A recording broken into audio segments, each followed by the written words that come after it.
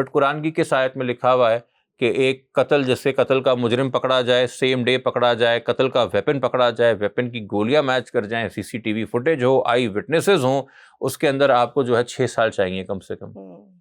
Justice delayed. تو یہ ایک پیرلل سسٹم ہے. میں نے کہا نا کہ قانون اپنی جگہ ہے، اس کا اطلاق جو ہے، جو کہیں لکھا نہیں ہے مگر عمل میں ہے.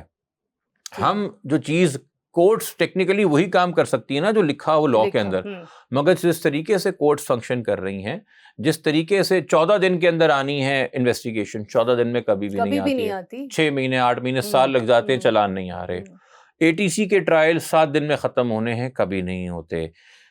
چائلڈ میرج کے ٹرائل 90 دن میں ختم ہونے، کبھی نہیں ہوتے. ریپ کے ٹرائل 4 مہینے میں ختم ہونے ہیں، کبھی نہیں ہوتے. جوینائل کے ٹرائل جو ہیں وہ 1 سال سے زیادہ نہیں چلنے چاہیے، وہ کبھی ختم نہیں ہوتے.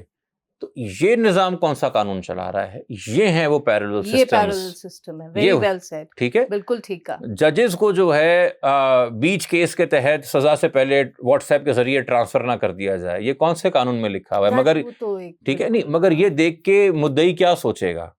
صحیح ہے.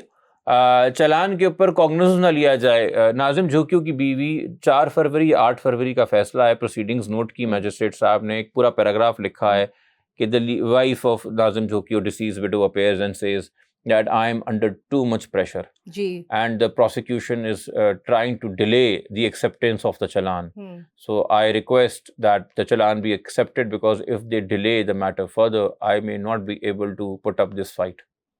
یہ فروری کے اندر لکھ رہا ہے عدالت. ٹھیک ہے، اور 1.5 مہینے بعد آپ کمپرومائز وہی عدالت ایکسیپٹ کر رہی ہے. تو میں حیران تھا کہ اتنی بھی ہمت انہوں نے کر دی لکھنے کی، بٹ لکھنے سے بھی فرق کیا پڑا.